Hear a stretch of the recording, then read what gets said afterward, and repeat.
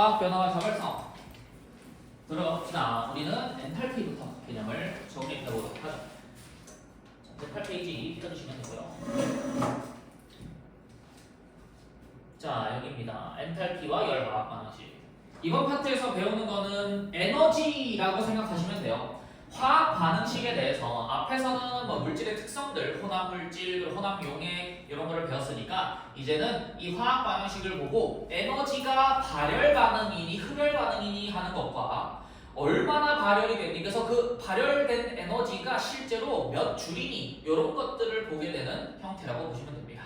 그래서 이번 파트에서의 핵심 단어를 골라라라고 하면 에너지예요. 에너지가 얼마나 흡수 방출되니라는 것을 확인하는 단어입니다. 괜찮아요? 자, 단어 하나만 우리 소개하고 가겠습니다. 여기서 처음에 나오긴 하지만 엔탈피라고 하는 단어가 여기에 등장해요. 처음 보는 단어시죠? 그렇죠? 처음 보죠? 자, 얘를 정확하게 알고 가시는 게 좋은데 일단 정확한 정의는 여기 밑에 적혀 있습니다. 정확한 정의는 특정 온도와 압력에서 어떤 물질이 가지는 고유한 에너지라고 나와 있고, 뜻 자체는 물질의 에너지예요. 물질 에너지. 이런 거지. 이 분필이 가지는 에너지. 뭐 여러 가지가 있겠죠. 질량도 있을 거고, 공유 결합을 하고 있을 거도 있고, 어떤 결합을 하고 있을 수도 있고, 그 모든 에너지들을 합한 이 물질의 전체 에너지를 엔탈피라고 정의를 합니다.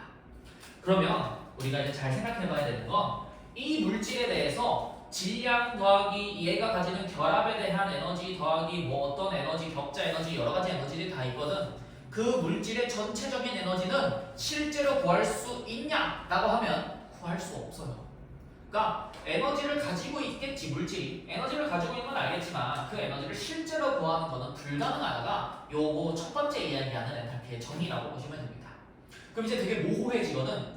물질은 에너지가 있어. 근데 그 에너지는 구할 수는 없대, 직접적으로. 얘가 실제로 이제 몇 줄의 에너지를 가지는가는 구할 수 없대. 그럼 이제 우리는 무엇을 할 수 있느냐인 거고, 그거에 대한 화학 반응을 통해서 어떤 관계를 보느냐, 요거를 이 파트에서 배우게 될 겁니다. 그러면 엔탈피는 그럼 모호한데 어떻게 정리하는 게 좋나요? 라고 하면 그냥 간단해요. 엔탈피는 곧 에너지다. 이 정도의 개념만 가지고 있는 겁니다.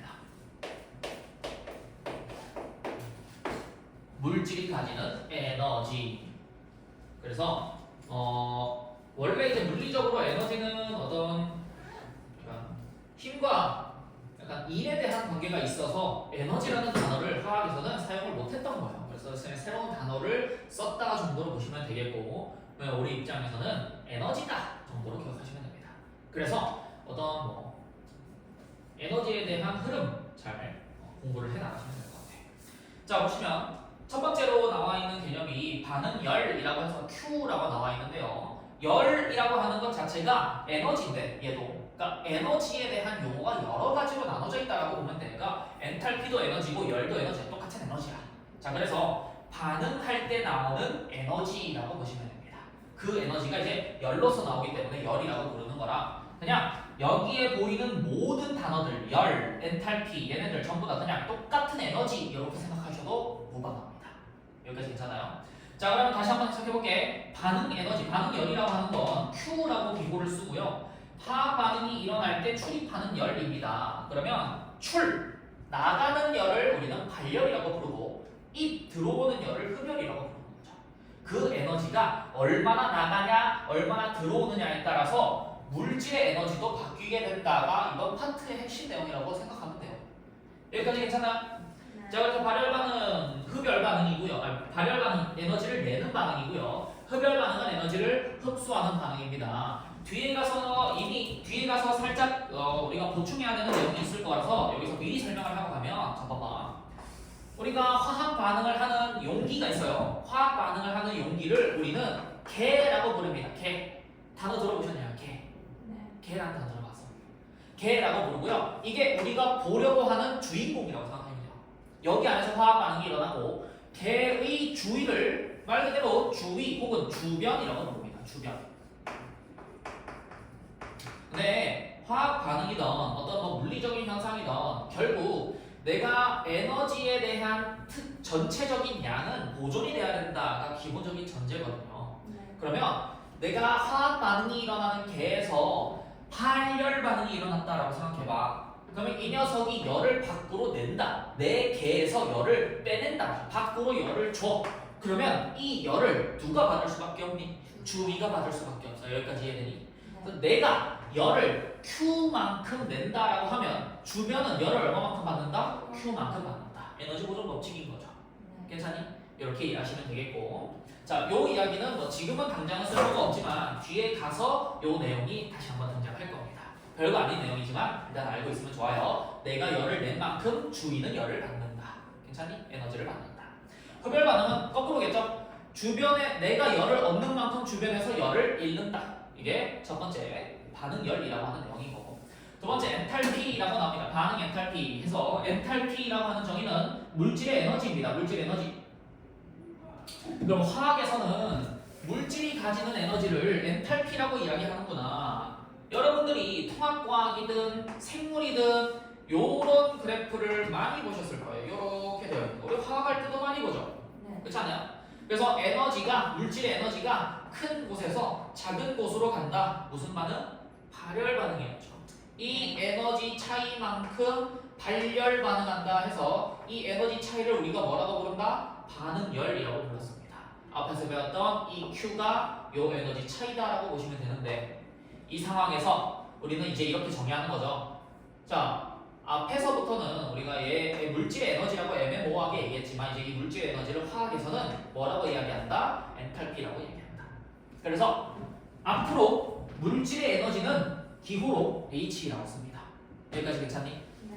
자, 그러면 물질의 H, 엔탈피, 에너지가 이만큼 차이 나면 에너지의 차이를 반응열이라고 하고, 그러면 이 에너지의 차이를 우리는 뭐라고도 얘기할 수 있냐면 엔탈피의 변화라고도 얘기할 수 있다.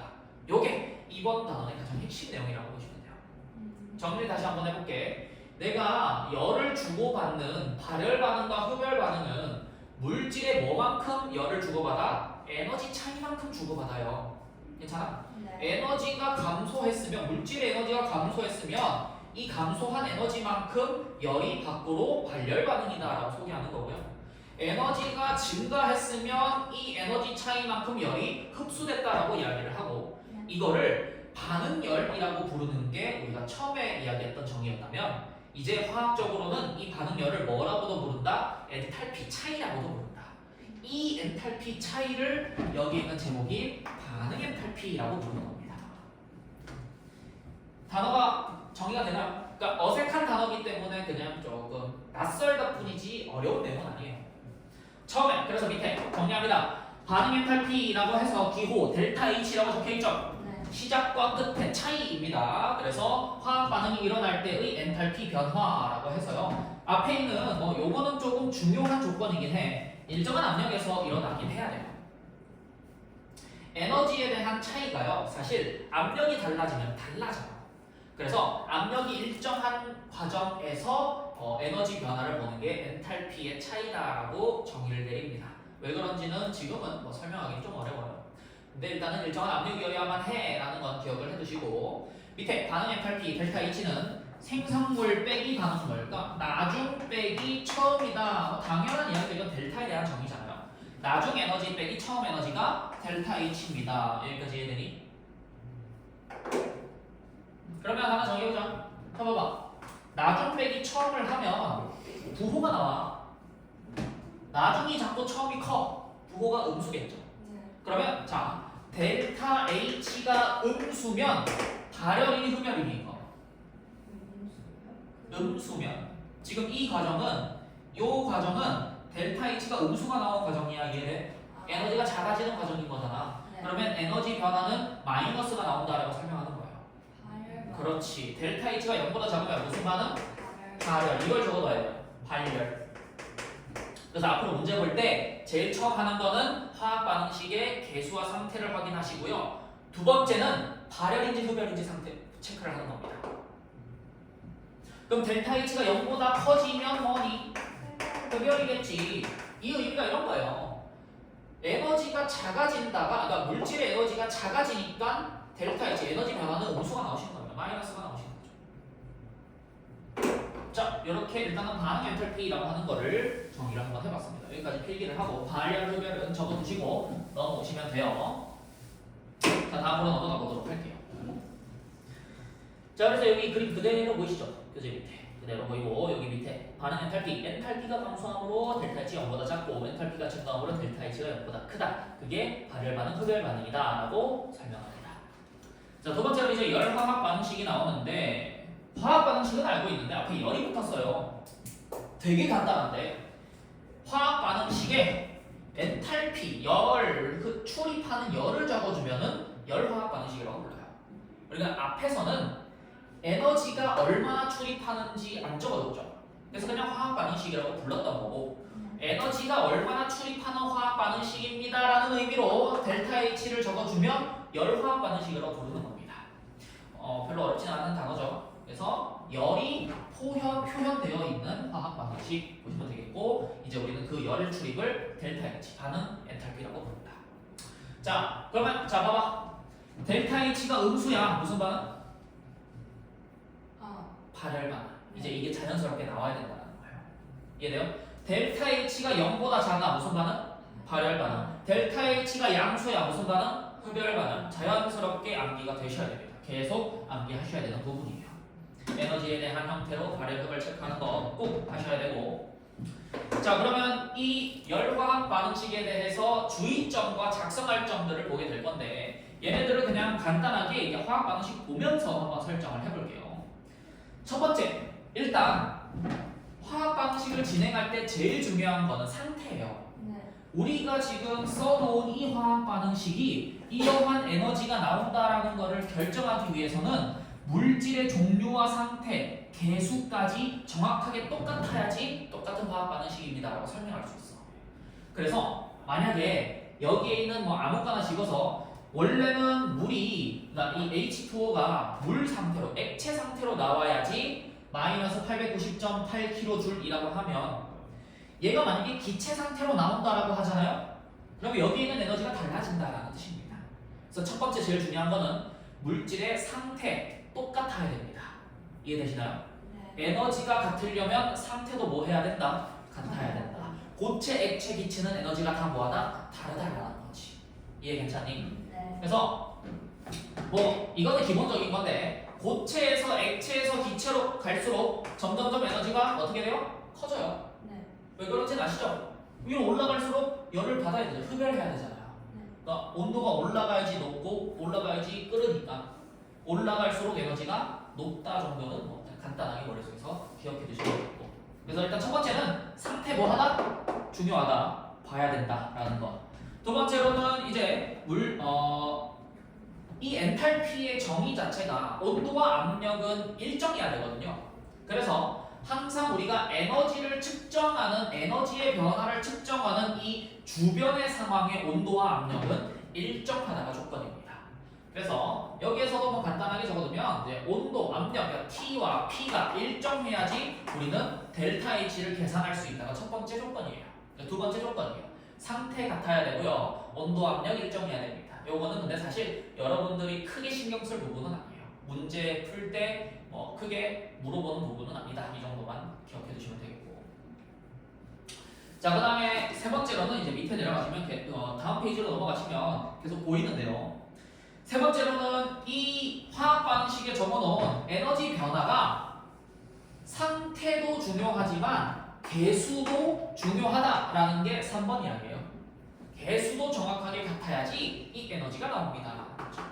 그러면 잘 생각해봐. 이렇게 물질이 요만큼 화학 반응을 하면 마이너스 890.8만큼 에너지가 변한대요. 방출이 된대. 890.8만큼. 그러면 이 물질의 양의 전체적으로 2배만큼, 즉 개수가 2배가 되면 에너지도 얼마만큼 변할까를 생각해봐야 되는 거야. 2배만큼. 그렇지. 엔탈피라는 게 물질의 에너지라고 얘기했잖아. 물질의 양이 2배, 개수가 2배가 되면 에너지도 2배가 되시는 거죠. 이해되셔요? 그래서 결론, 개수만큼 우리가 배수를 취할 수 있다. 비례한다라는 거. 개수만큼 비례한다. 내가 여기에 있는 전체 개수에 2배를 하면 에너지도 2배. 그러니까 지금 1, 2, 1, 2니까 2, 4, 2, 4를 하면 에너지가 2배만큼 나온다라는 거고요. 절반을 하면 2분의 1, 1, 2분의 1, 1 이렇게 절반을 하면 에너지도 절반이 된다. 이 정도만 기억해 두시면 돼요. 네. 괜찮니? 자 그러면 이제 네 번째로는 요거는 이제 뭐 교재에서는 특이하게는 적혀 있진 않아요. 개수를 우리가 이제 배수를 취하는 경우가 꽤 많을 거예요. 그러니까 2배를 하든 절반을 하든 배수를 취하는 경우가 많은데 원래 우리 화학 방식은 개수를 자연수로 나타낸다가 정석이죠. 근데 화학 방식의 개수의 실제 의미는 비율이라는 의미가 가장 중요한 거거든. 따라서 앞으로 우리가 이제 이 화학 방식을 볼 때 앞쪽에 개수에 분수가 들어가도요 별 문제 없어요. 이해되시나요? 여기에 있는 화학 방식에 절반을 취해서 앞쪽에 개수에 2분의 1이 들어간다 한들 별로 신경 쓰지 않으셔도 된다라는 거. 이제 앞에서 이제 개수라고 하는 이 녀석은 분수가 들어가도 상관없습니다. 이 정도만 일단 담아두고 넘어갑시다. 뒤에 분수가 등장하는 개수들이 좀 있을 거거든요. 자, 4번 역반응의 반응식은 엔탈피의 이 정반응의 엔탈피와 크기는 같고 부호는 반대다라고 나와 있으십니다. 이건 당연한 거지. 반응물의 에너지의 합, 엔탈피의 합, 생성물의 엔탈피의 합, 이 엔탈피의 차이를 우리는 화학 반응식에서 델타 H라고 나타낸다. 괜찮니? 네. 그럼 뭐 정반응이 이만큼이 감소하면 역반응은 똑같은 만큼이겠죠. 네. 부호만 뭐한다? 반대다라고 생각하시면 됩니다. 이게 엔탈피 열화학 반응식을 작성하는 델타 H의 특징들 4가지 정리를 했습니다.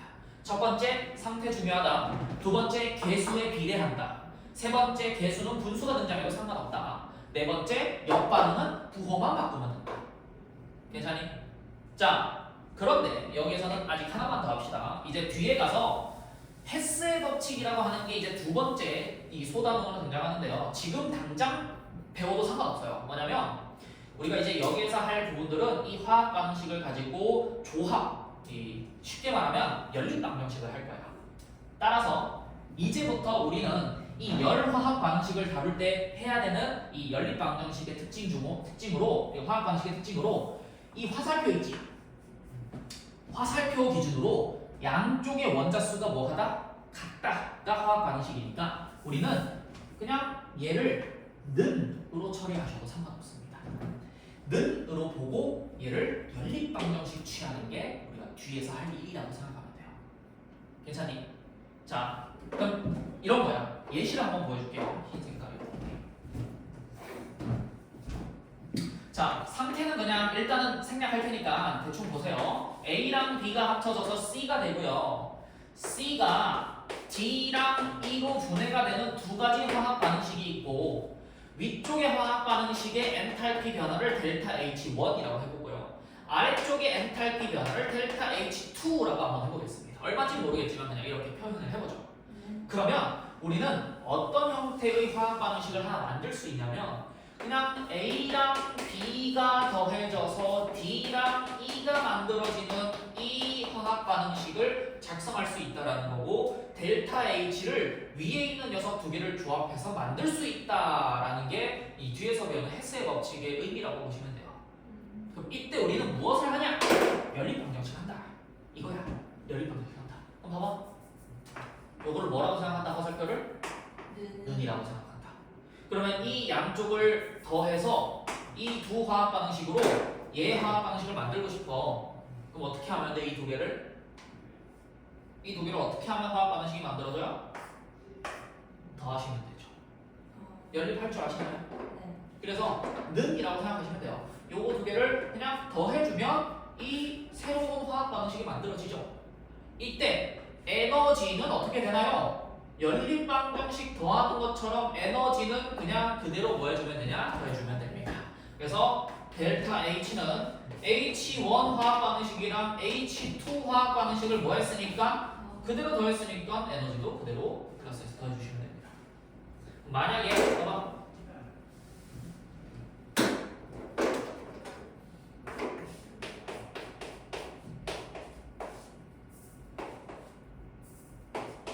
이거 하고 싶대. 그럼 이제 어떻게 하면 돼요? 연립을 어떻게 하면 돼? 저 는으로 생각하면 화살표를 는으로 생각하면 이거 만들어주고 싶으면은 어떻게 하면 될까? 연립할 줄 아니? 이거 어떻게 하면 돼? 아래쪽에 있는 놈을 뭐 하면 돼? 아래쪽에 있는 놈을 빼면 되잖아요.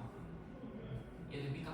네. 그러면 요렇게 사라지면서 a 더하기 b 마이너스 d 마이너스 2는 0 해서 요거 두 개 넘기면 얘가 되시는 거죠. 아, 네. 이해돼요? 네.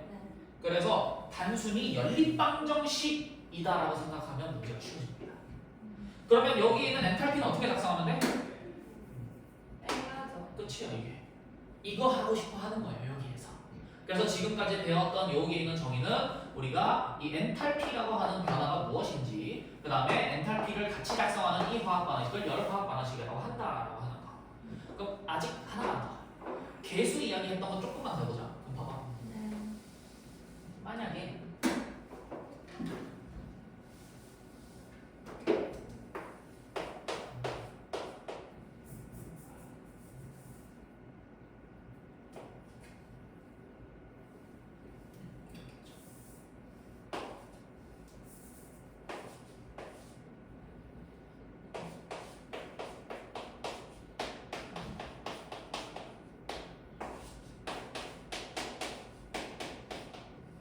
자 이렇게 하고 싶어요. 어떻게 하면 좋을까요?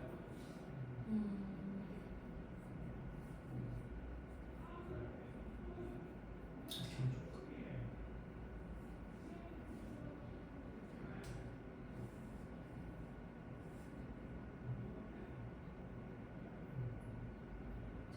저것도 눈으로 바꾼 다음에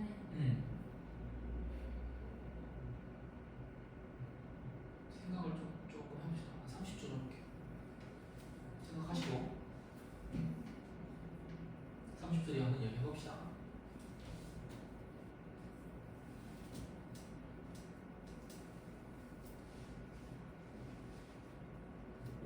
이거 잘하는 게 여기를 잘하는, 여기 문제를 잘 푼다라고 하는 거예요.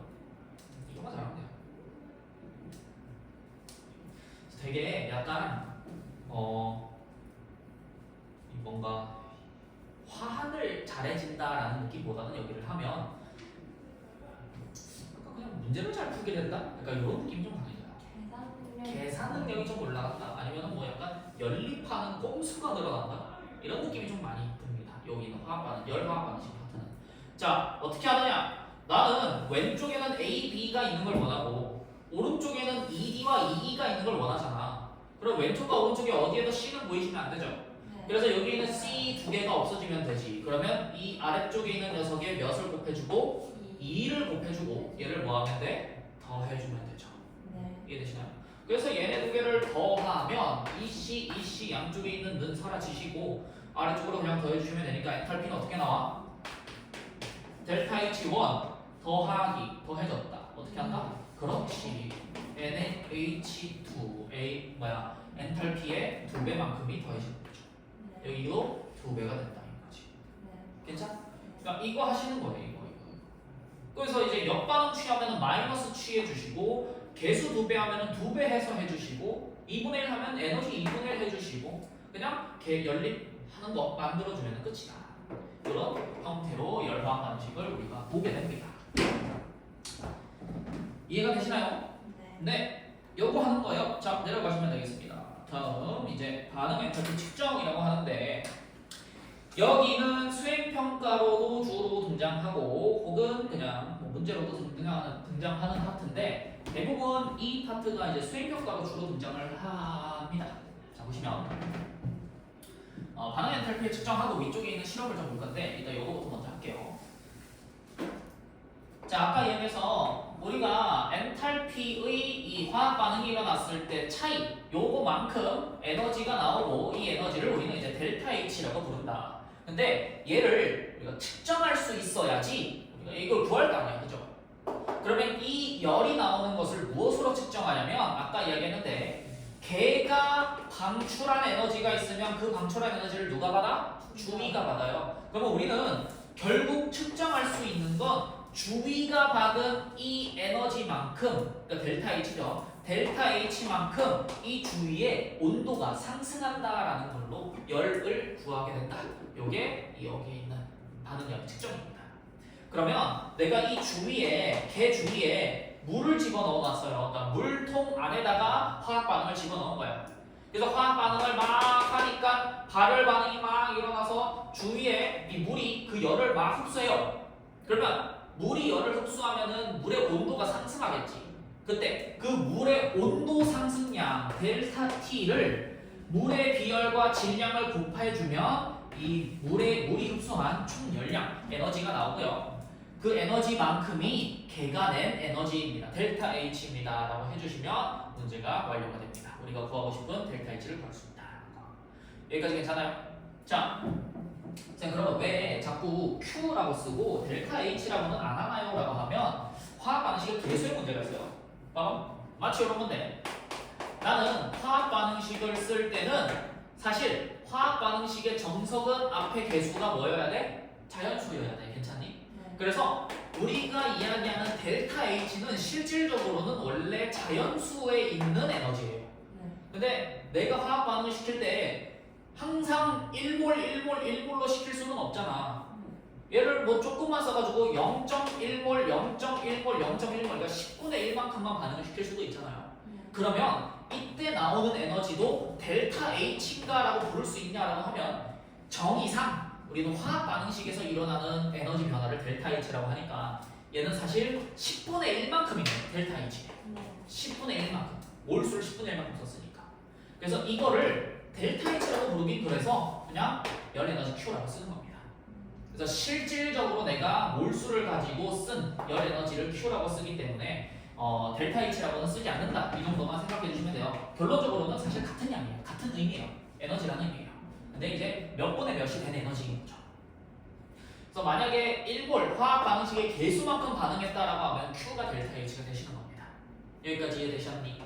자, 그래서 이런 의미로 받아들여 주시면 되겠고요. 결국 계산하는 방법은 암기하셔야 돼요. 얘는. 자, 외워봅시다.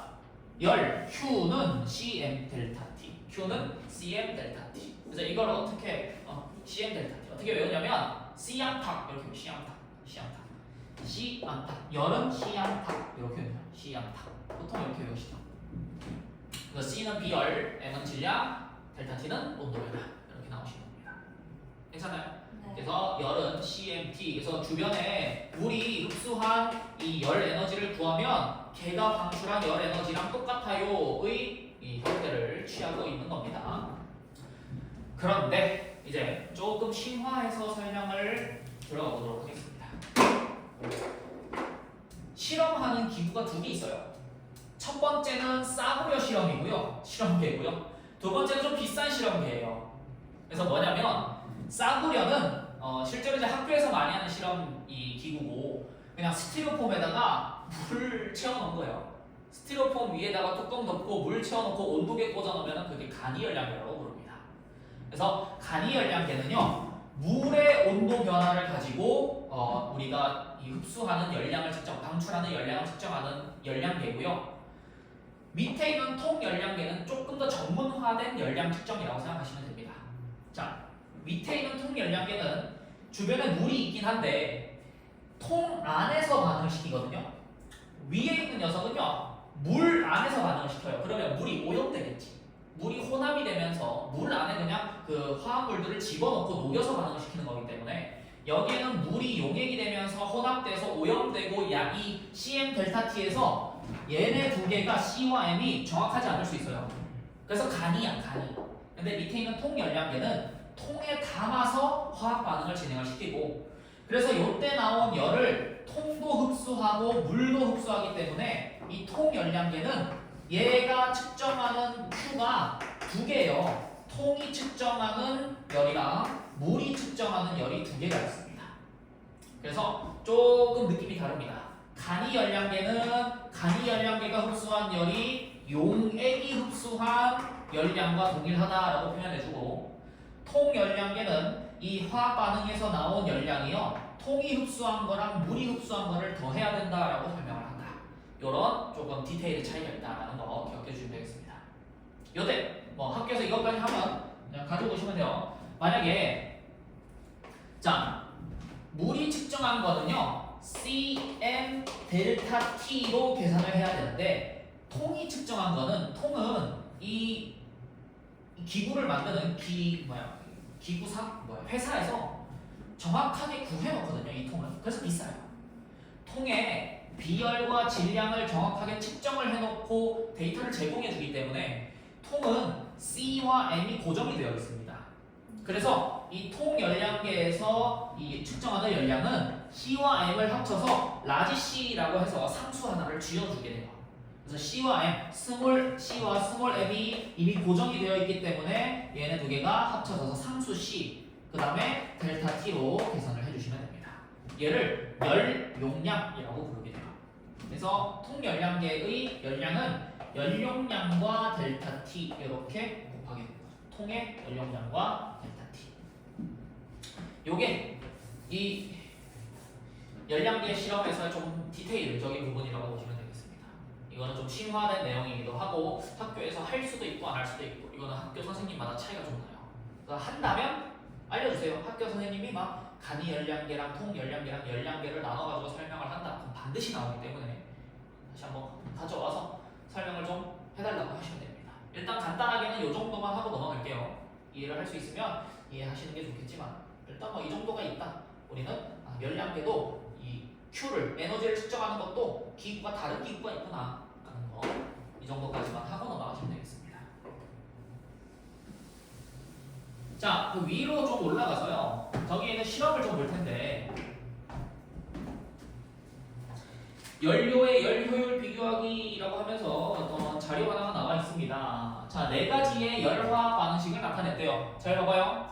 위쪽은 EH2, 1O2, EH2O가 되는 화학 반응식이고 아래쪽은 에탄올이 연소, 휘발유가 연소, 천연가스가 연소하는 열화학 반응식입니다. 그래서 오른쪽 보니까 에너지 변화들이 나와 있죠. 여기까지 이해되니? 자, 에너지 변화를 보면 누가 가장 많이 에너지를 방출하니? 휘발유. 그렇지. 여기 보시면 딱 보니까 여기에 1940kJ 보이시나요? 571, 1466, 890 여기에 있는 마이너스는 전부 다 방출이라는 의미니까 얘가 제일 많이 방출하는 녀석이다 알 수 있겠죠. 네. 문제는 이 화학 반응식이 개수만큼 반응했을 때라고 생각하시면 됩니다. 그러니까 이 녀석이 이 휘발유 C8H18이거든요. 그래서 얘가 2몰이 반응하면 저만큼 나온다라는 뜻이에요. 괜찮니? 괜찮니? 자, 밑에 내려가시면 물어보는 게 두 가지가 있어. 잘 생각해봐. 자, 문제 여기 있는 질문 봐봐요. 1몰이 연소할 때랑 1g이 연소할 때 두 개의 차이점 명확하게 구분하셔야 됩니다. 위에 보이는 에너지들은 화학 반응식에서 나오는 에너지인 거죠. 네. 그러면 연료가 1몰이 기준이다라고 하면 이 화학 반응식에서 우리가 보는 연료들의 개수를 몇으로 맞춰줬을 때 이 연료들의 개수를 몇으로 맞춰줬을 때 1로 맞춰줬을 때의 에너지를 물어보시는 겁니다. 이해되시죠? 네. 그러면 수소는 원래 2였으니까 1이 되면은 에너지가 얼마가 돼? 절반이 되시는 거고요. 에탄올은 원래 1이었죠? 그럼 저거 그대로 에탄올의 에너지이신 거고요. 네. 휘발유는 원래 2였으니까 저거의 얼마? 절반. 천연가스는 원래 1이었으니까 저게 그대로 1몰의 연소 에너지입니다. 괜찮아? 그래서 1몰을 비교하라고 해도 일단 휘발유가 가장 많은 에너지가 나온다. 여기까지 이해되시니? 네. 괜찮죠? 1몰을 비교하면 휘발유가 제일 많구나. 근데 이제 1g이 문제인 거죠. 1g. 잘 생각해봐. 그러면 자, 다시 한번 이 화학 반응식의 에너지들이 저렇게 나오는데 수소가 2몰 있으면 총 몇 g이? 총 몇 g이야? 알 수 있겠어? 네. 오? 잠깐만 다시 수소 H2가 2몰 있으면 총 몇 g이야? 4g 아니니? 4g 아니야? 괜찮지? 네. 왜요? 수소의 분자량이 2면 그치 1몰에 2g이란 뜻이잖아요. 2몰이면 4g이라는 이야기겠죠. 네. 분자량에 그램 붙이면 1몰의 전량입니다. 자 그러면 얘는 이 에너지는 수소가 몇 g일 때? 4g 있을 때 수소 원자가 4g 있을 때 나오는 에너지. 괜찮니? 혹은 이제 연료니까요. H2가 몇 그램 있을 때 H2가 4g 있을 때 나오는 에너지인 거죠. 괜찮니? 네. 자, 요 밑에 있는 에탄올은 이 녀석 분자량이 얼마? 요 밑에 적혀 있어. 46이래. 그러니까 이 녀석이 46g이 있으면은 이만큼 에너지가 나온다. 네. 괜찮지? 자, 그럼 휘발유는 140. C8H18. 여기 보시면 140, 114가 나오시죠? 그럼 114가 몇 개 있을 때? 곱하기 2. 2개 있을 때 나오는 에너지가 요만큼이야. 네. 그럼 마지막으로 천연가스는 CH4는 16이죠. 그래서 16g 1몰이니까 이 녀석이 16g일 때 에너지가 나온다. 네. 그럼 이제 1g이 연소할 때의 엔탈피는 저 녀석들의 이 지금 보여지는 화학 반응식에서의 질량들을 뭐 해주면 돼? 나눠주면은 1g에 대한 값을 구할 수 있잖아요. 네. 그러니까 여기에서 4를 나눠주면은 1g에 얼마 나오는지 구할 수 있고, 네. 그 두 번째는 46을 나오는 구할 수 있고, 여기는 114 곱하기 2니까 228, 여기는 16을 나눠주시면 되겠죠. 이게 이제 1g이 연소할 때의 에너지 변화죠. 네. 누가 제일 크냐? 누가 제일 크지? 여기서는 계산해보면 누가 제일 클까요? 여기 적혀있죠? 수소가 제일 수소가 제일 커요. 그래서 우리가 효율이라고 하는 질문을 하면 결국 1g에 얼마가 나오느냐라는 질량에 대해서 물어보는 형태이기 때문에 효율이라고 물어봤을 때 1g에 수소가 사실 연료가 효율이 가장 좋다라는 것을 확인할 수 있습니다. 괜찮나요? 네. 가장 작은 질량으로 가장 많은 에너지가 나오는 거죠. 그래서 1g이 연소할 때의 엔탈피 크기는 수소, 천연가스, 휘발유, 에탄올이고요. 질량을 기준으로 열 효율을 계산을 하면 그래서 이 질량 기준으로 우리가 지금 화학 반응식에서 보는 에너지와는 사뭇 다른 결과가 나온다라는 걸 알 수가 있습니다. 이해되니? 네. 자, 그래서 이 실험에서 얻어가야 되는 건 뭐냐면 화학 반응식에서 적혀 있는 이 엔탈피, 열 화학 반응식에서 적혀 있는 이 에너지는 질문함에 따라서 달라질 수 있다는 거예요. 1g당 에너지를 물어보면 저기에서 질량을 나눠주셔야 된다. 이런 계산 방법을 조금 익혀주시는 실험이라고 보시면 되겠습니다. 다음 자료가 보시면 되겠습니다. 자, 넘어가시겠습니다. 여기서부터가 이제 핵심 이야기예요. 지금까지는 이제 화학 반응식에 대해서 기본을 배웠고요. 계산하는 방법, 엔탈피가 무엇인지, 괜찮지? 연립하는 방법을 배웠고, 지금부터가 핵심 이야기니까 집중을 좀 해주셔야 됩니다. 첫 번째, 결합 에너지라고 하는 내용이 등장합니다. 별표 쳐도 돼요. 여기 있는 내용은 이번 파트에서 가장 중요한 이야기이기 때문에 무조건 암기해 두셔야 되는 파트입니다. 결합 에너지가 무엇인지. 정의를 아셔야 돼요. 자, 결합 에너지의 정의 읽어보니까 기체 상태의 분자에서 두 원자 사이의 공유 결합을 1몰 끊는 데 필요한 에너지라고 적혀 있습니다. 그러니까 어떤 원자가 이렇게 두 개가 있으면 얘네 두 개가 공유 결합을 하고 있을 때 우리가 분자라고 부르잖아요. 네. 이거를 끊어버리는 거야. 결국 전부 다 쪼갤 때 필요한 에너지라고 이야기를 하시는 거. 그러니까 얘네들이 안정하게 서로 손을 잡고 있는데 그 손을 놓게 만드는 데 필요한 에너지라고 생각하시면 돼요. 그때 기준이 있죠. 무슨 상태? 기체 상태. 별표 쳐주세요. 무조건 외워줘야 돼요. 결합 에너지를 계산하는 건 무조건 기체 상태에서 몇 몰을 끊는데 1몰을 끊는데 1몰 기준이다라는 거. 그러면 고체 상태랑 액체 상태는 아무 관련이 없어요. 관련이 없어요. 결합 에너지랑. 결합 에너지는 무조건 기체 상태에서 끊는데 필요한 에너지입니다. 고체랑 액체를 하지 않는 이유는 고체랑 액체는 분자 간의 상호작용도 여러 존재하고 고체 같은 경우에는 더 가까이 있으니까 더 많이 존재하죠. 그러니까 상호작용이 너무 많이 존재하기 때문에 정확한 공유 결합의 에너지를 구할 수 없다는 거예요. 결합 에너지의 가장 큰 의미는 공유 결합 에너지를 구한다라고 생각하시면 됩니다. 끊어내는 데 필요하다. 네. 그러면 자 정리해보자. 우리는 결합 에너지를 어떻게 받아들이면 되냐면 전부 다 알맹이로 쪼갠다라고 생각하시면 돼요. 알맹이로 쪼개는데 원자죠. 원자로 쪼개는 데 필요한 에너지.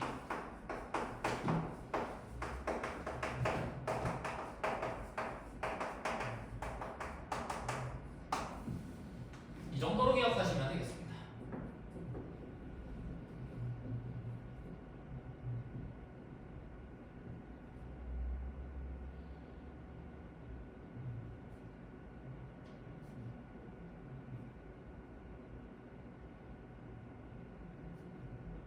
더 중요한 건 이제 뭐냐면 이제 뒤에 가서 우리가 결합 에너지를 사용하는 방식은 알맹이를 쪼개는데 필요한 에너지라는 의미도 중요하지만 역반응의 의미도 중요해요.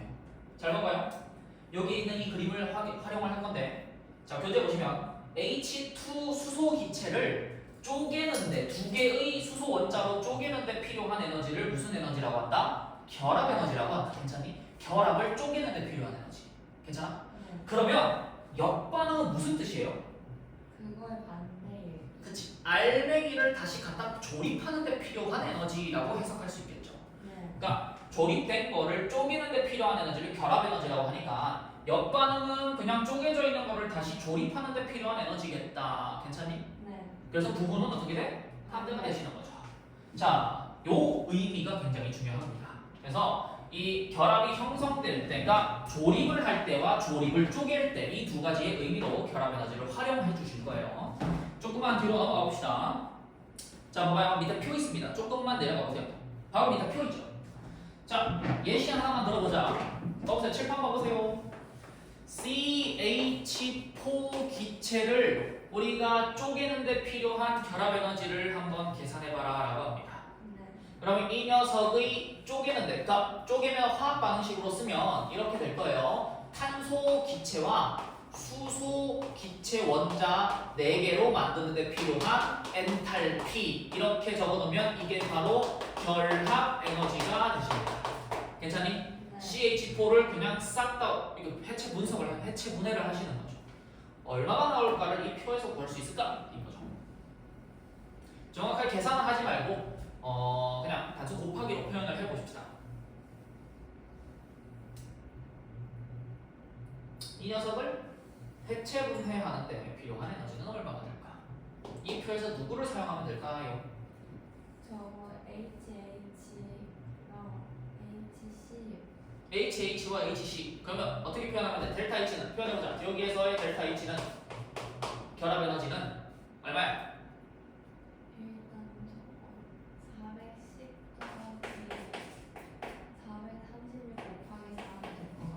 저거 436 곱하기 4 네. 자, 이게 이제 잘못된 생각이죠.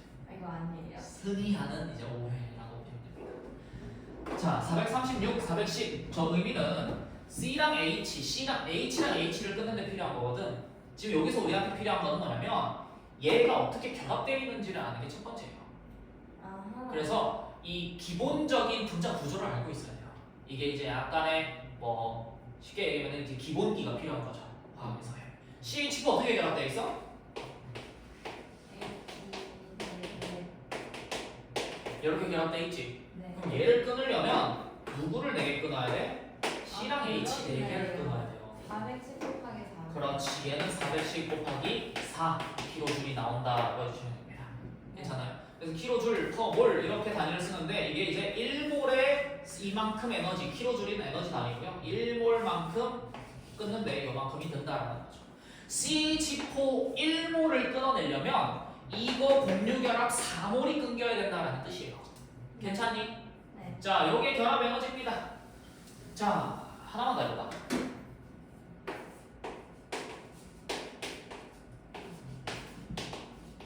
얼마게요? 180이요. 180. 근데 제가 그 이중결합이잖아요. 네. 498. 498입니다. 괜찮니? O는 O끼리 무슨 결합? 이중결합을 하고 있기 때문에 O 1몰을 끊어내기 위해서는 이중결합을 1몰 끊어내셔야 되는 거죠. 이중결합을 끊어내는데 498이 된다라고 여기 적혀 있는 거죠. 그러니까 얘가 아니라는 소리야. 하나만 더 해보자. 진짜 딱 하나만 더 해보자. 저 표를 다 외워야 돼요. 아이 저건 미쳤니? 저건 나도 안 해요. 네. 쌤도 안 해요. 외우는 거는 뭐 나중에 되게 나중 가시면은 뭐 이제 하진 않을 것 같은데 유기화학 가면은 요거 정도는 외워요. 탄소끼리. 요거 정도면 외우는데 굳이 안 외워줘. 아예 안 외워줘. 사실 거의 안 외워줘. 표는 주기 때문에. 그쵸? 안 외운다라고 생각하면 돼. 표는 줄 거야. 자, 이거 한 2개만 더 해보자.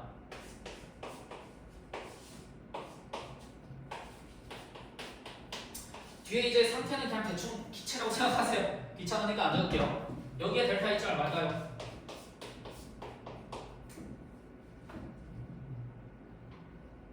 저거는 460 곱하기 2 아니에요? 자, 그렇지. H2O는 OH 이렇게 H 이렇게 결합되어 있는 석이죠. 그러니까 O랑 H를 몇 개 끊으면 돼? 2개 끊으면 되니까 O랑 H 얼마야? 460이 돼. 그쵸? 460 돼 있죠? 460 곱하기 몇? 2요. 2. 자, 알고요. 진짜 딱 하나만 하자.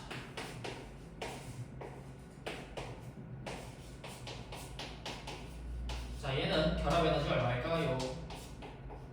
아니 오늘 딱 한글에서 기억이 안 나. 저거는요. 그 460 하고 곱하기 2하고 498 더하면 돼요. 자, 얘는 460 곱하기 2 하시고 더하기 498. 498을 더하면 돼요. 얘나 둘 중에 하나인 건데 H2O2는 HOOH 이렇게 결합이 되어 있습니다. 네. 그래서 460, 180이죠. 단일 결합을 끊으시면 180. 그렇구나. 이렇게 되시면 됩니다. 숫자가 좀 이상하게 적혀 있는데 일단 알아보시겠죠? 아시겠죠? 자, 그럼 이제 가보자. 이거 할 수 있을까? 봐보는 거, 봐봐. 좀 헷갈리는데.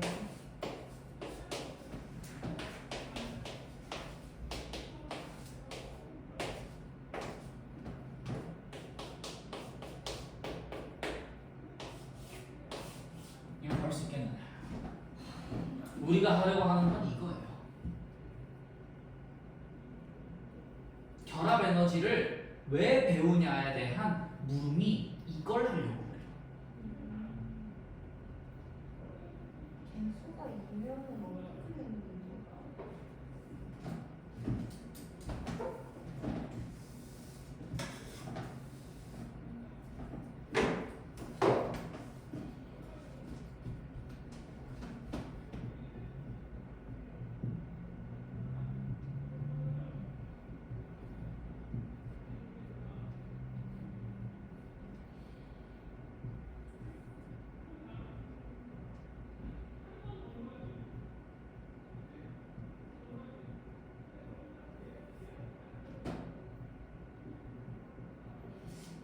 요거 하나에 우리가 여기서 배우려고 하는 모든 것이 다 담겨 있어요.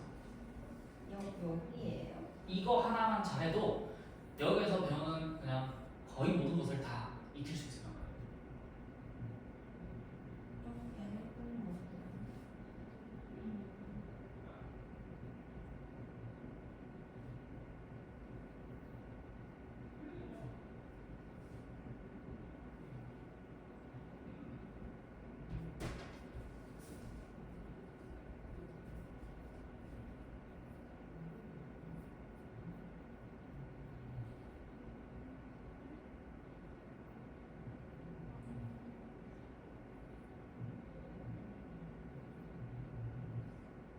생각해보겠나요?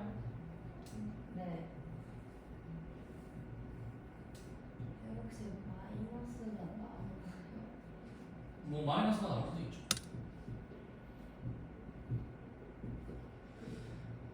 자, 쌤 생각에는 마이너스가 나올 것 같아요. 그쵸? 네, 마이너스가 나올 것 같아요. 발을 나누는 거지 뭐. 네. 어떻게 하면 돼? 일단 첫 번째, 우리가 지금 할 거는 앞에서 배웠던 연립방정식 하는 겁니다. 결합 에너지를 우리가 생각을 해보니까 결합 에너지라고 하는 의미 자체가 얘네들을 전부 다 원자 상태로 쪼개는 데 필요한 에너지다라고 이야기를 했었고 화학 반응식을 작성하면 이렇게 화학 반응식이 작성이 되죠. 그럼 얘네 세 개 가지고 요거 만들면 되는 거지. 그럼 첫 번째 H2O2는 몇 개가 필요해? 2개가 필요해. 그럼 여기에다가 몇을 곱해주면 돼? 일단 2를 곱해주면 되죠. 괜찮니? 네. 그럼 에너지도 전체 몇 배? 2배가 나오실 것 같아요.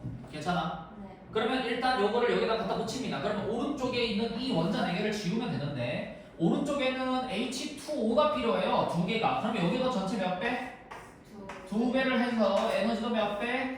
두 배를 해주시면 되는데 얘는 원래 왼쪽에 있던 화학 방정식이었으니까 오른쪽으로 보내려면 여기 뭐 해야 돼? 마이너스를 붙이셔야 되겠죠. 네.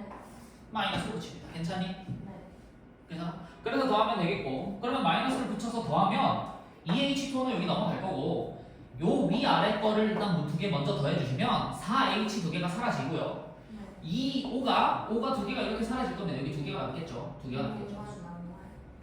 그럼 이제 O2가 오른쪽에 하나 필요하니까 여기에 있는 O2의 결합 에너지 반응식을 뭐 해주면 돼? 마이너스 취해주시면 끝인 거죠. 네. 그러면 여기 있는 이 O도 사라지면서 오른쪽에는 여기에 있는 우리 결합 에너지에 표현되어 있던 원자는 전부 다 사라지고 네. 여기에는 완성된 화학 반응식이 나오시게 됩니다가 우리가 하려고 했던 거예요. 괜찮니? 여기에서 우리가 얻어가야 되는 정보는 뭐냐면 화학 반응식을 작성을 했을 때의 엔탈피 변화를 결합 에너지로 구할 수 있구나가 여기서 얻어가야 되는 정보인 겁니다. 그래서 실제로 문제를 풀려고 할 때 결합 에너지로 구하라라고 하는 문제가 굉장히 많아요. 그래서 구하는 방법을 우리는 이제 익혀줄 겁니다. 이렇게 실제로 이렇게 지저분하게 안 해요. 지금은 보여준 거고요. 결합 에너지가 있으면 화학 반응식의 엔탈피 변화를 뭐 할 수 있다? 구할 수 있다. 그런데 그 계산을 하면 나오겠죠. 그런데 우리가 이 결합 에너지로 구하는 방식을 좀 정리할 필요는 있죠. 자, 요때 필요한 게 이제 사실은 뒤에서 배워야 될 거지만 미리 끌고 오는 거예요. 헤스의 법칙이라고 하는 법칙이에요. 우리 뒤에서 배울 헤스의 법칙을 여기서 그냥 미리 설명하고 바로 가보겠습니다. 어떤 거냐면 화학 방식이 지금 이 우리가 하고 있는 과정들을 보니까 연립이 가능하다라는 거를 확인을 했죠. 네. 연립이 가능하다라는 거를 에너지 흐름으로 표현하니 이런 거예요. 잠깐만. 여기에 내가 지금 반응물이 있어. 지금 반응물을 원자 상태로 쪼개는 에너지를 무슨 에너지라고 했다? 결합 에너지라고 했죠. 생성물이 있어. 생성물을 원자 상태로 쪼개는 에너지를 무슨 에너지라고 했다? 결합 에너지라고 했죠. 괜찮니? 네. 자, 그러면 우리 이제 어떤 흐름을 볼 거냐? 결국 내가 원하는 건 시작하는 물질에서 도착하는 물질에 대한 에너지 차이를 구하고 싶다가 이 문제의 해답인 거죠. 네. 그러면 이거를 구할 때 우리는 다른 경로를 사용하자라는 거를 이야기하는 겁니다. 헤스의 법칙의 진짜 이 형태 의미는 경로를 다르게 지정을 해도 경로를 다른 경로를 가도 우회를 하든 어디를 가든 시작과 끝만 시작점과 도착점만 같으면 결국 에너지 차이는 똑같이 나온다라는 게 헤스의 법칙의 의미라고 보면 돼요.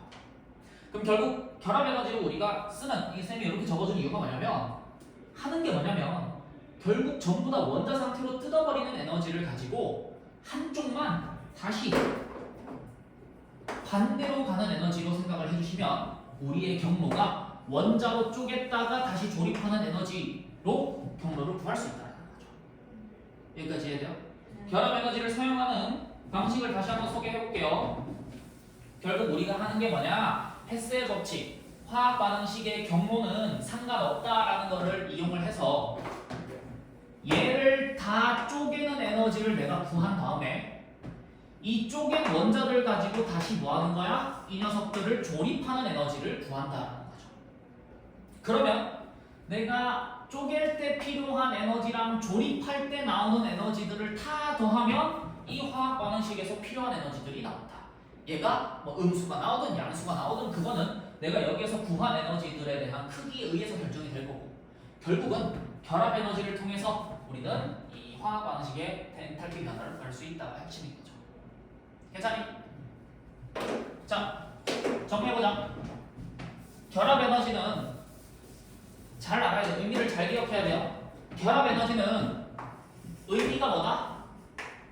전부 다 원자 상태로 올리는 쪼개는 데 필요한 에너지예요. 그래서 결합 에너지는 기본적으로 의미 자체가 쪼개는 데 필요한 에너지이기 때문에 우리가 필요한 경로가 무슨 경로다?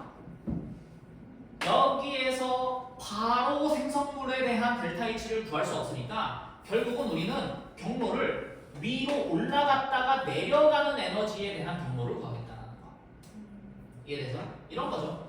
얘를 위로 올렸다가 다시 생성물 쪽으로 가는 우회하는 경로를 구하면 여기에 있는 에너지와 여기에 있는 에너지를 빼면 또 내가 원하는 델타 H가 나온다라는 뜻인 겁니다. 이해되시나요? 이게 햇세 법칙이에요. 뒤에서 햇세 법칙을 이제 그럼 배울 필요가 없어요. 다 배웠어요. 자, 가보자. 결합 에너지를 그러면 봐봐. 생성물들의 결합 에너지는 내가 지금 원하는 경로가 아니야. 반응물의 결합 에너지는 원하는 경로야. 위로 일단은 쪼개서 올린 다음에 생성물들은 다시 내려와야 되죠. 내려와야 되지. 괜찮아? 그럼 어떻게 구하니? 우리가 이야기하는 이 델타 H는 결국엔 이 델타 H는 생성물의 결합 에너지는 그대로 씁니다. 생성물의 결합 에너지는 그대로 쓰고 반응물의 결합 에너지들은 뭐 해야 돼? 반대를 취하셔야 되죠. 경로를 우리가 화살표를 여기에서 출발해서 생성물로 화살표를 도착시키고 싶으면 생성물의 결합 에너지들의 화살표는 반대로 사용을 하셔야 되죠. 역반을 사용을 해야 된다는 거. 그래서 생성물의 결합 에너지는 그대로 양수로 사용을 하시고 반응물의 결합 에너지는 이렇게 원래 이렇게 되는 거예요. 반응물의 결합 에너지는 어떻게 쓰는 거야? 마이너스를 취해서 사용을 한다. 얘가 이 결합 에너지를 통해서 우리가 익혀야 되는 공식입니다. 뭐니?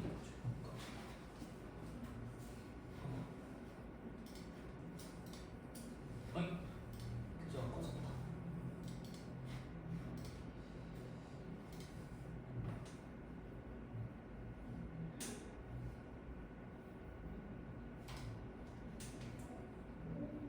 이해되시나요? 네. 자, 그래서 밑에 공식이 나오는 겁니다. 봐봐요. 자,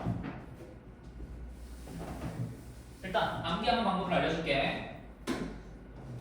정확하게 해야 된다. 결합 에너지를 통해서 엔탈피 변화를 구해라라고 하면 얘를 사용을 하셔야 되는 거예요. 뒤에 가서 하나 더 있어요. 생성 엔탈피를 통해서 이 델타 H 결합 엔탈피를 구해라라고 할 때도 있습니다. 반응 엔탈피를 구하라라고 하면 얘랑 반대 과정이 있어요. 그래서 정확하게 기억을 잘 해야 돼요. 두 개가 있기 때문에 비슷한 식 두 개가 있기 때문에 두 개를 잘 기억해서 나눠서 사용을 해야 됩니다. 결합 에너지를 쓰라고 하면 얘를 써야 되는 거고요. 생성 엔탈피를 쓰라고 하면 이 밑에 정해오는 녀석을 써야 됩니다. 괜찮죠? 네. 자, 여기 이미 적어놨는데 델타 H는 미안해요. 거꾸로 다시. 이 반응물과 생성물을 거꾸로 적었네요.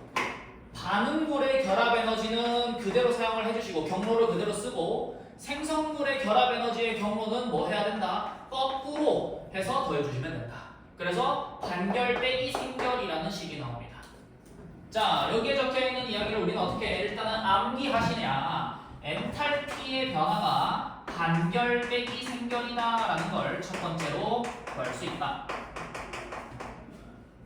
반결합 빼기 생결합인 것. 반결합 빼기 생결합. 합은 그냥 좀 빼주시고요. 쉽게 반결 빼기 생결 기억하셔야 됩니다. 반결 빼기 생결. 반결 빼기 생결 기억하셔야 돼요. 결합 에너지가 나오면 뭐라고 한다? 반결 빼기 생결으로 구한다. 결합 에너지가 나오면 뭐라고 구한다? 반결 빼기 생결으로 구한다. 1번. 우리가 배우는 첫 번째 델타 H 구하는 공식. 사실 뭐 첫 번째는 아니에요. 위에서 Q는 CMP 배웠죠. 그걸로도 구할 수 있는데 그거는 사실 실험적으로 많이 구하는 방식이라 문제적으로는 여기에는 결합 엔탈피로 구하는 게 가장 많이 나옵니다. 됐니? 그래서 반결 빼기 생결 외워야 된다. 다시 한번 이야기해볼게. 반결 빼기 생결. 결합 에너지는 반결 빼기 생결. 그 뒤에는요. 생생 빼기 반생이거든요. 생생 빼기 반생. 그래서 나중에 이거 헷갈리면 생결 빼기 반결 이 거지 같은 짓을 많이 해요. 그래서 좀 주의를 해야 됩니다. 요거 바뀌면 부호가 반대로 나오기 때문에 아예 틀린 답이 나와요. 괜찮죠? 그러니까 흡연을 발열이라고 얘기를 하는 경우가 있어요. 잘못 나오니까 부호 정확하게, 이 순서 정확하게. 근데 이거 이제 이래도 헷갈리는 경우가 많거든. 그래서 쌤이 소개하는 방법이 뭐 화살표예요. 화살표. 다시 한번 얘기해보자. 화살표는 우리가 이제 결합 에너지는 여기다가 적을 게 안 있는데 아까 위에서 결합 에너지는 뭐라고 적었어? 뭐라고 적었어? 쪼개는 데 필요한 에너지라고 이야기했죠? 쪼개는 데 필요한 에너지. 쪼개는 데 필요한 에너지는 지금 내 상태를 위로 올리는 데 필요한 에너지입니다. 다시 한번. 화살표가 위로 올라가는 데 필요한 에너지. 다시 한번. 내가 지금 이 물질을 에너지를 상승시키는 데 필요한 에너지가 결합 에너지예요. 네. 여기까지 이해되니? 그래서 이 결합 에너지라고 하는 거를 우리가 이제 반결 빼기 생결을 어떻게 헷갈리지 않게 이용을 할 거냐면 화살표를 가지고 이용을 할 건데, 자, 결합 에너지의 화살표는 뭐 하는 데 필요한 에너지냐면 위로 올리는 데 필요한 에너지입니다.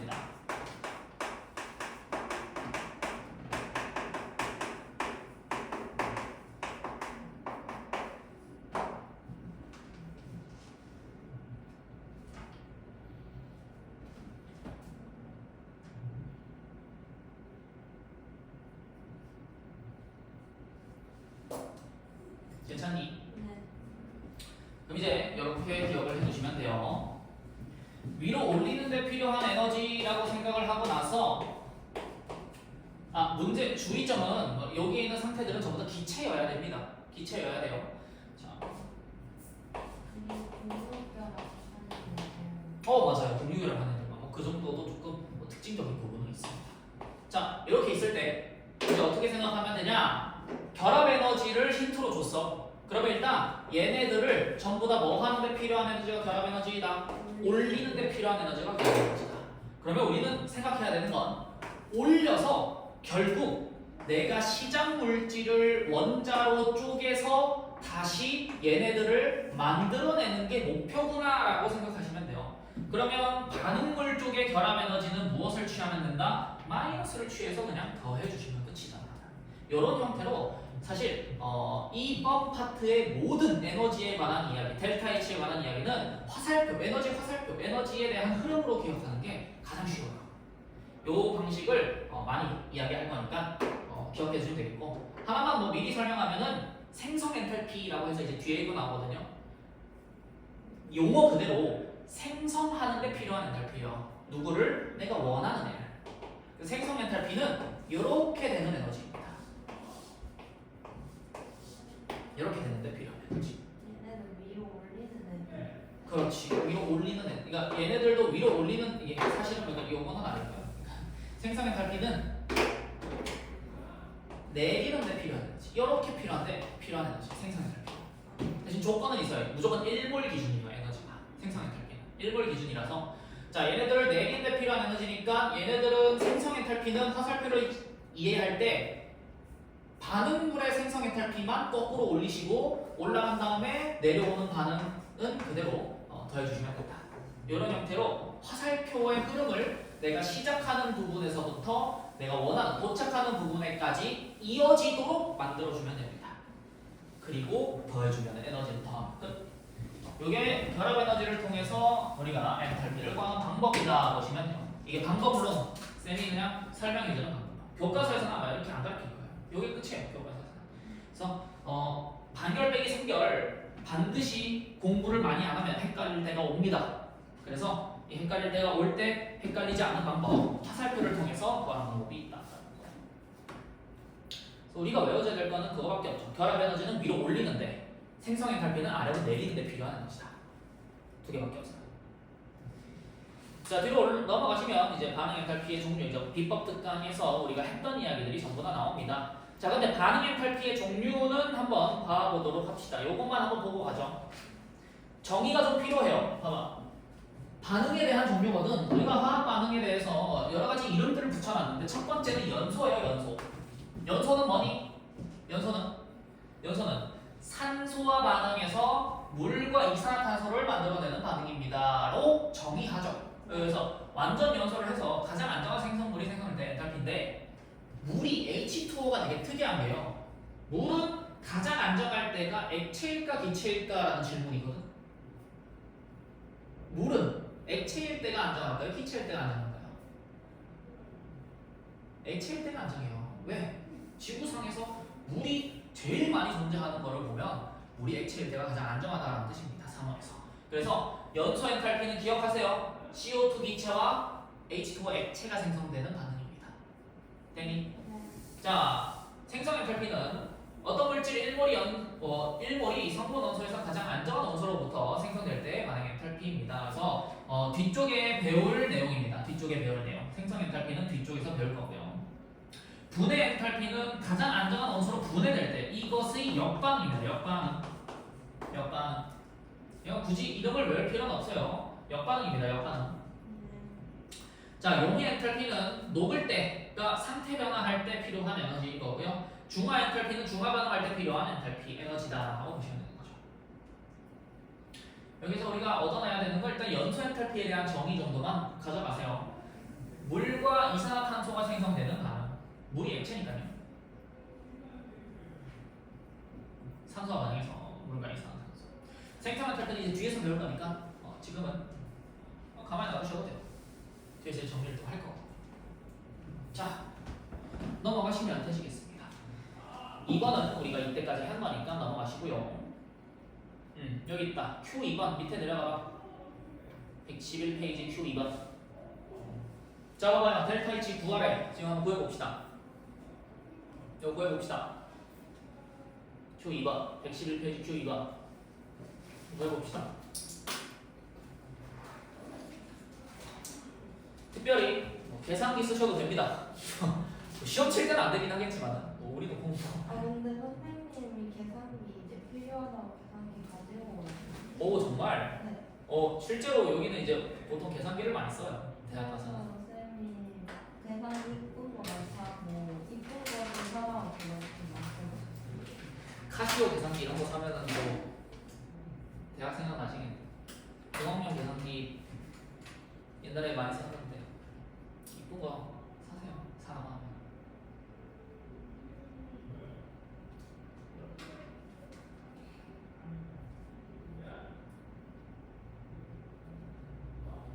학교 선생님은 근데 계산기 쓰시라고 안 하나? 친절한 선생님이시네. 보통은 그냥 손계산 하려고 하는데 학교에 고등학교 과정에서.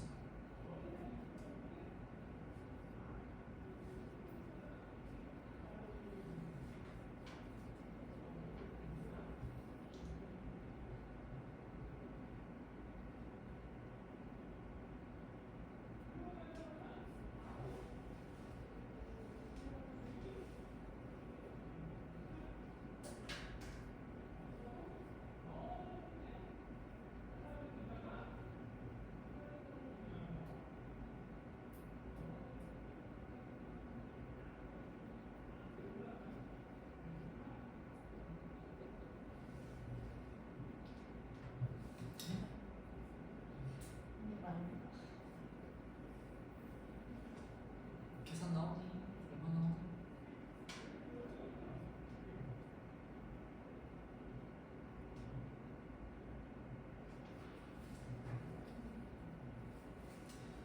자, 계산했어? 계산했어? 계산이 안 나와?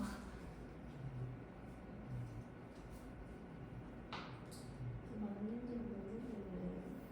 얼마 나왔어? 얼마 나왔어? 왜? 왜? 못 구하겠어? 모르겠어? 어떻게 하는지? 공식만 일단 생각해봐. 결합 에너지로 구하는 방법이 뭐다? 단결 빼기 생결. 예. 단결 빼기 생결 맞죠? 단결 빼기 생결. 그럼 단결 한번 해볼까? 봐봐요. 단결. H2 나오는데. 450? 네. 계산 잘못했네요. 자, H2의 단결 얼마야? 반응 결합 에너지 얼마야? 단결. 436 곱하기 2.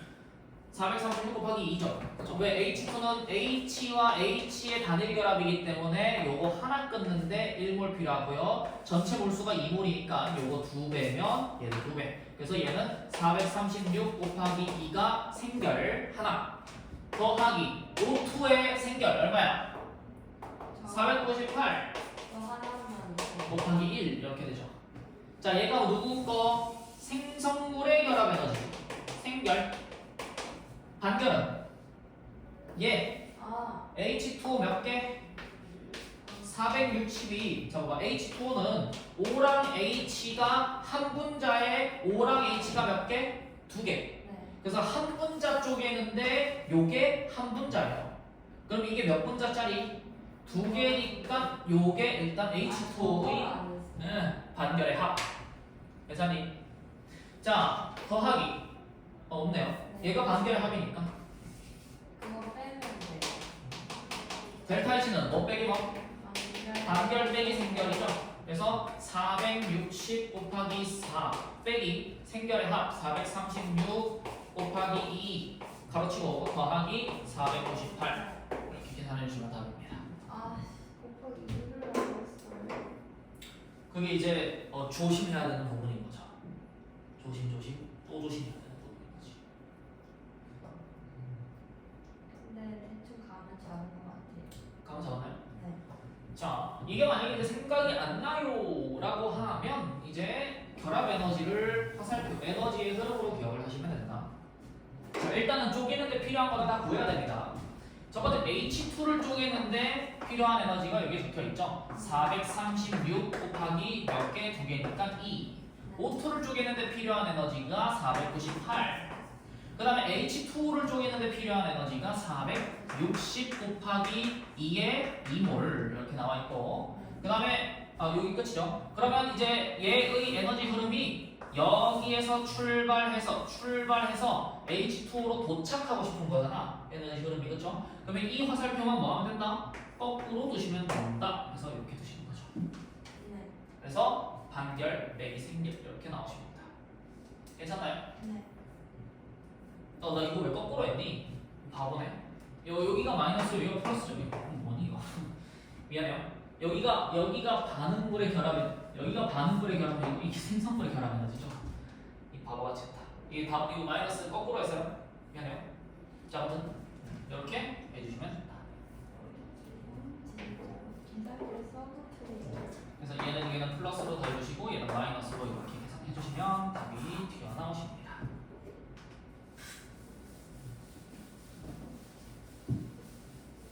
이해가 됐니? 네, 좋습니다. 넘어가시겠습니다.